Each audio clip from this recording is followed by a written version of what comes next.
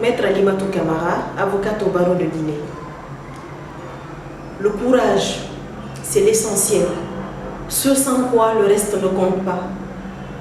Talent, culture, connaissance du droit, tout est utile à l'avocat. Mais sans le courage, il n'y a plus que des mots, des phrases qui se suivent, qui brillent et qui se meurent. C'est un enseignement qui nous a été transmis par un Français, notre confrère Robert Badinter. Mesdames et messieurs les membres du jury, l'avocat a un rôle essentiel dans un état de droit. L'implication de l'avocat crédibilise et renforce la pertinence de tout le système judiciaire. N'a-t-on pas l'habitude de dire que la justice est la colonne vertébrale de l'État? Et à l'épicentre de cette colonne vertébrale, l'avocat est la sentinelle des libertés. Bravant les difficultés et les dangers, la souffrance et la révolte que ce rôle peut amener dans des sociétés sclérosées ou dans des territoires où la démocratie est scandée plus qu'appliquée.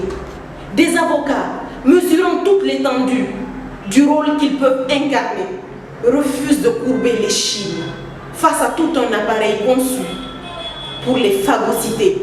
Disons-le, il s'agit de les réduire au silence ou à la limite de les broyer. On peut dire que nos confrères Ramazan Demir et Aïs Assinikli en payent le prix depuis trop longtemps en Turquie.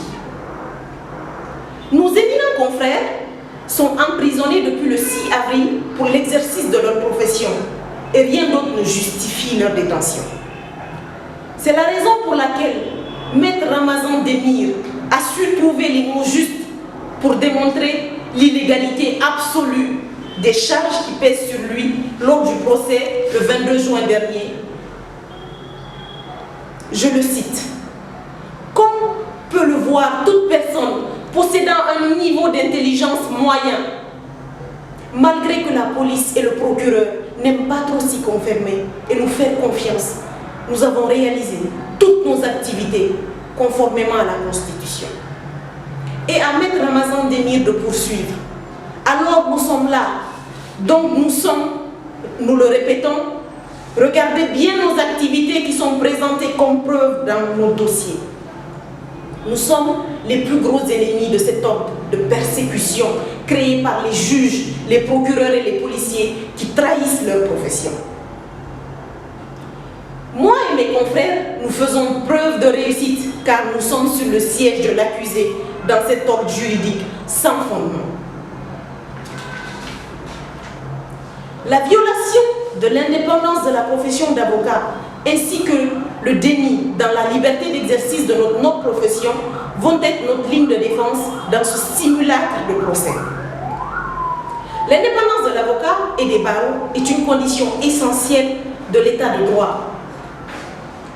Et c'est à l'aune de cette réalité intangible que nous mesurons l'effectivité de l'existence d'un état de droit. Le reproche fait à nos chers confrères réside dans une supposée association à une organisation illégale entre 2011 et 2014. Maître Ramazan Demir et Aïs Assinikli sont devenus, d'après le régime d'Ankara, des avocats messagers, menant des activités de communication et de transmission de directives de la hiérarchie du PKK à l'intérieur des prisons. Il faut tout de même relever que toutes les preuves inclinant Maître Ramazan Demir et Aïs Assinikli ont été obtenues en violation de l'indépendance dans l'exercice de la profession d'avocat. Et oui, il faut le crier haut et fort, l'avocat est indépendant, non seulement vis-à-vis de son client, à l'égard de l'État, mais aussi dans ses rapports avec les magistrats. La question de l'indépendance nous amène à l'obtention des preuves par les autorités judiciaires d'Ankara. Quant à la soi-disant implication de nos confrères dans cette affaire, il est tellement clair que toutes ces preuves des autorités judiciaires ont été obtenues par la violation du secret professionnel réaffirmée par les principes des Nations Unies et les recommandations du Comité des ministres du Conseil de l'Europe sur la liberté d'exercice de la profession d'avocat.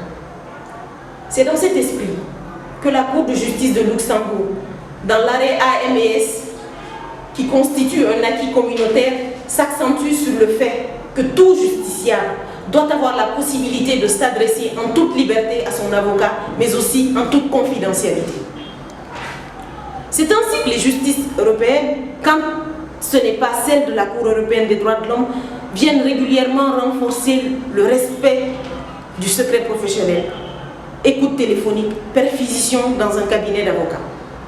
Il est donc impossible d'établir une preuve, voire un début de preuve dans la violation systématique du secret professionnel pour établir un quelconque pont entre des membres du PKK et des avocats qui ne font qu'exercer des droits de la défense pour des clients dans le respect de leur serment. La seconde violation de l'indépendance de la profession est la liberté d'exercer. Par ailleurs, il n'y a pas d'argumentaire qui n'ait plus de force que celle de Maître Ramazan Demir. Je le cite. Nous ne sommes pas des moutons prêts à être abattus. Donc nous n'acceptons pas que l'État nous dicte la façon d'exercer notre métier. La liberté d'exercer est donc l'autre visage de la conception de l'indépendance. De même, il s'agit de promouvoir la liberté d'exercice de la profession d'avocat afin de renforcer l'état de droit auquel participe l'avocat, notamment dans le rôle de la défense des libertés individuelles, et donc de mettre en œuvre un système judiciaire équitable, garantissant l'indépendance des avocats dans l'exercice de leur profession, sans restriction injustifiée et sans être l'objet d'influence, d'incitation, de pression, de menaces ou d'intervention indue, directe ou indirecte de la part de qui que ce soit ou pour quelque raison que ce soit. Mesdames et messieurs les membres du jury, la date du 22 juin est tellement proche et lointaine car nous avons l'impression que nos confrères ont lancé un appel prémonitoire à leurs collègues, juges et procureurs pour dénoncer l'étau qui se resserre contre eux. Qu'ont-ils fait quand Maître Ramazan Demir leur lançait au bout du compte? Vous aussi, vous passerez de ce côté de la barre un jour ou l'autre. Ils l'ont maintenu en prison. Et maintenant, cette magistrature turque qui n'a pas su écouter la vigie des libertés qu'ont été les avocats turcs, poursuivis et emprisonnés depuis bien trop d'années en Turquie, souffre de l'oppression, elle aussi désormais. Mes chers confrères, écoutons Ramazan Demir, Aïs Asinikli et les autres, car en Turquie, c'est la démocratie qui se fait massacrer quand les avocats sont emprisonnés en raison des mots qu'ils ont choisis pour défendre. Libérez-les!